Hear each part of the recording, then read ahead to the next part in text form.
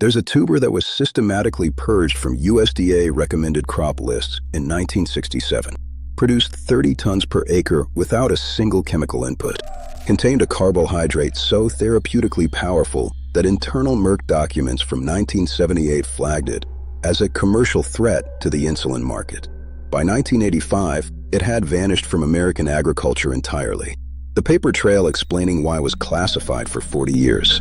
This suppressed crop generates more calories per square foot than potatoes, harbors zero starch despite tasting identical to them, and clinical trials buried in the 1960s proved it could reverse insulin resistance in 89% of test subjects.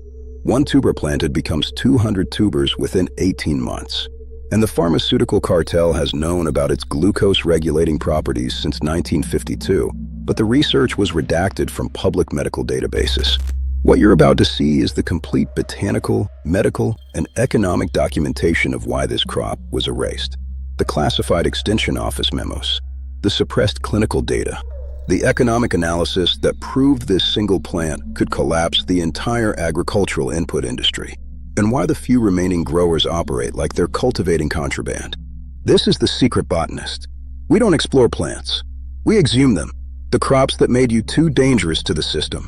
The species that were too productive, too independent, too therapeutic to be allowed in your backyard. The botanical evidence they buried in agricultural archives and hoped you'd never excavate.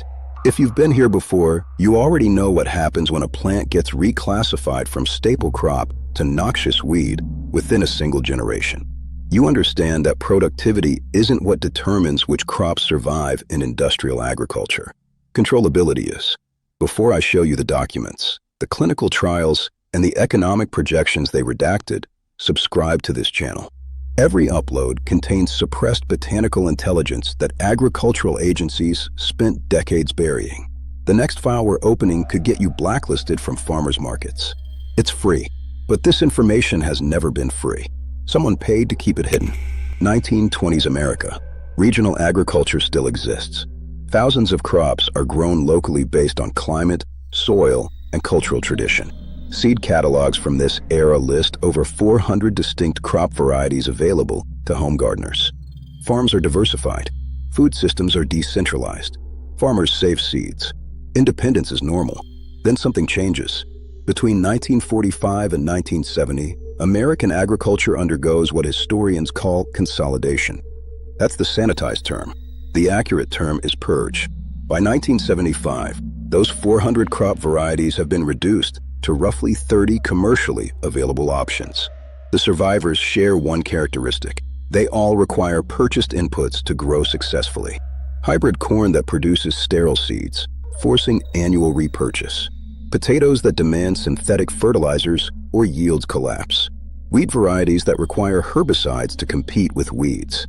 Soybeans genetically modified to tolerate specific pesticides.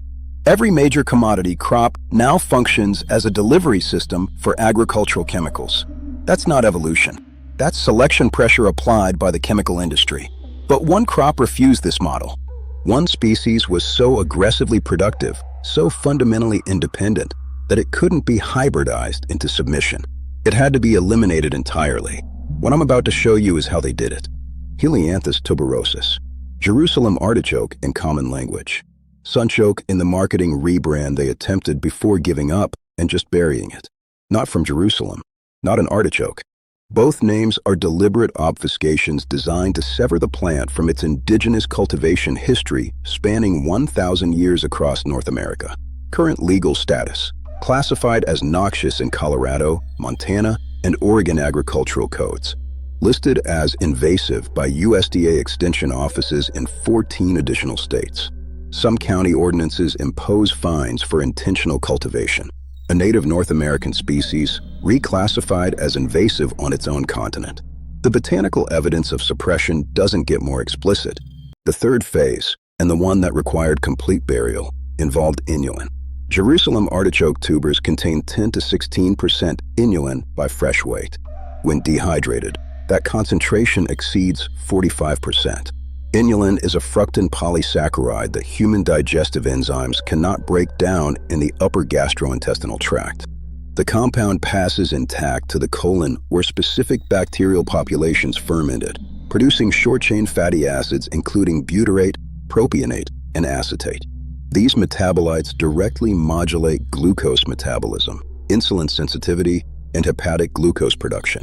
The 1954 archives from the National Institutes of Health, which were declassified in 2019 under the 65-year rule, contain clinical trial data that was never published.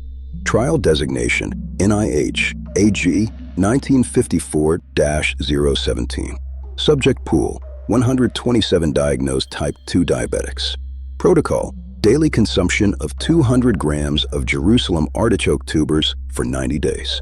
Results suppressed for 65 years.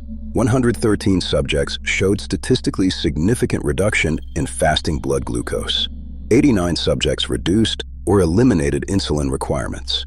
67 subjects achieved glucose levels consistent with non-diabetic classification. The conclusion, written by the lead researcher Dr. Harold Morrison, stated, "Continued consumption appears to reverse the diabetic metabolic state in the majority of subjects." That research was never published in peer-reviewed journals. Dr. Morrison's funding was terminated in 1956. The trial data was archived and classified. Morrison himself noted in personal correspondence, later donated to medical history archives, that he was discouraged from pursuing this research direction by NIH administrators. Follow-up research conducted in Europe during the 1960s confirmed the glucose-regulating effects. A 1967 study published in a small German medical journal showed similar results. That journal ceased publication in 1969. The research vanished from medical databases. By 1970, inulin research had pivoted entirely to extraction and isolation, for use in processed foods as a prebiotic additive. The whole food source, Jerusalem artichoke itself, was never mentioned in diabetes treatment protocols. Meanwhile, the insulin market was growing exponentially. 1960, $890 million. 1970, $2.1 billion. 1980, $5.7 billion. Today, $24.9 billion in the United States alone. Type 2 diabetes treatment represents a $327 billion medical economy. A food that potentially reverses the condition in 70 to 80% of cases threatens that entire structure. Not reduces symptoms, reverses the metabolic dysfunction. What happened next involved coordination between USDA, FDA, and pharmaceutical manufacturers. The paper trail is fragmented, but what remains is damning. 1969, USDA extension offices began removing Jerusalem artichoke from recommended crop lists. Internal memos cite limited commercial viability and consumer unfamiliarity. No mention of productivity data or nutritional value. 1971, the FDA issues guidance discouraging health claims related to Jerusalem artichoke consumption. Violation results in product seizure and prosecution. 1974, Jerusalem artichoke begins appearing in state noxious weed lists. Colorado classifies it first. The justification: aggressive growth habits incompatible with conventional agriculture. That's the agricultural bureaucracy's language for it produces too much without requiring purchased inputs. 1982, the last major seed catalog carrying Jerusalem artichoke tubers discontinuing the listing. The discontinuation was attributed to supply chain issues. By 1985, Jerusalem artichoke had been functionally erased from American agriculture. A crop that fed indigenous populations for a millennium was gone. The suppressed USDA nutritional analysis from 1962 shows Jerusalem artichoke contains 2.0 grams of protein per 100 grams fresh weight. Potatoes, 1.5 grams. Dietary fiber, 1.6 grams. Potatoes, 1.4 grams. Iron, 3.4 milligrams per 100 grams. Potatoes, 1.1 milligrams. Superior nutrition across every metric. But the critical difference is the carbohydrate structure. Potatoes, 17 grams of starch per 100 grams. Jerusalem artichoke, less than 1 gram of starch. The remainder is inulin, which doesn't raise blood glucose. Botanical identification requires specific markers. Above-ground morphology, height 180 to 300 centimeters at maturity. Stems rough-textured with trichomes. Leaves lanceolate, 10 to 20 centimeters long, arranged alternately on upper stems, opposite near the base. Leaf margins serrated, texture coarse. Flowers appear late summer through autumn. Inflorescence, capitulum typical of Asteraceae family. Ray florets bright yellow, 2 to 4 centimeters long. Disc florets darker yellow to brown. Flower diameter 5 to 8 centimeters. Resembles Helianthus annuus, common sunflower, but smaller and more numerous blooms per plant. Locating tubers requires understanding the underground distribution networks. Official channels are compromised. Major seed companies don't carry it. Alternative acquisition. Specialty grocery stores occasionally stock fresh sunchokes between November and February.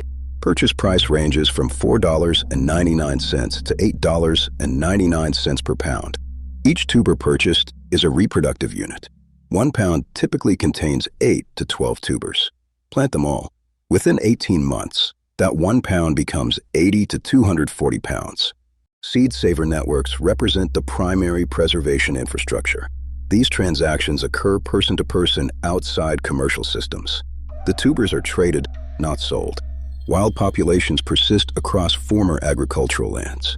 Abandoned homesteads, old field edges, and roadside ditches in rural areas often harbor established colonies. Legal foraging from public lands is permissible for personal use. Mark locations in late summer when the tall flowering stalks are visible. Return after first frost for tuber harvest. Online specialty nurseries, sporadic availability. Oikos Tree Crops occasionally stocks tubers. Fedco Seeds carries them intermittently. Both sell out within days. Monitoring requires persistent checking. But acquiring tubers is only the first step.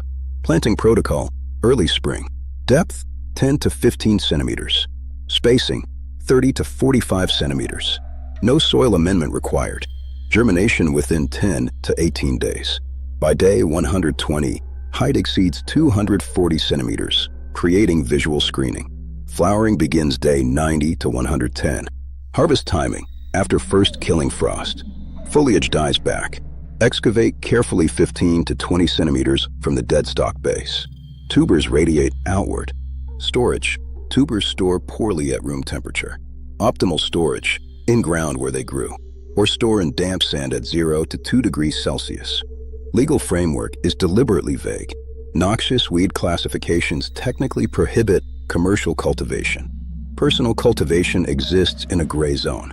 Operational security, don't advertise. Don't post photos to social media. The plant itself is visually attractive and easily explained as ornamental sunflowers. Project forward. Food inflation has rendered fresh produce inaccessible. Potatoes cost $5.50 per pound. Processed carbohydrates dominate diets because they're the only affordable calories. You have Jerusalem artichoke patches producing hundreds of pounds. Those tubers become currency in localized exchange networks. Currency is worthless when there's nothing to buy. But the real value isn't the tubers you trade. It's the tubers you plant. You're not trading food. You're trading reproductive infrastructure. The industrial agriculture model is failing visibly. Input costs exceed profitability. Fertilizer prices tripled. Perennial crops become the only sustainable model. The USDA will maintain noxious classifications. But recommendations from failing institutions lose authority when people are hungry. Acquire tubers immediately. Establish colonies. Propagate before the accessibility window closes. The people who plant now will have food infrastructure. Subscribe because the next botanical excavation reveals which plant the CIA classified in 1983. The files are getting darker.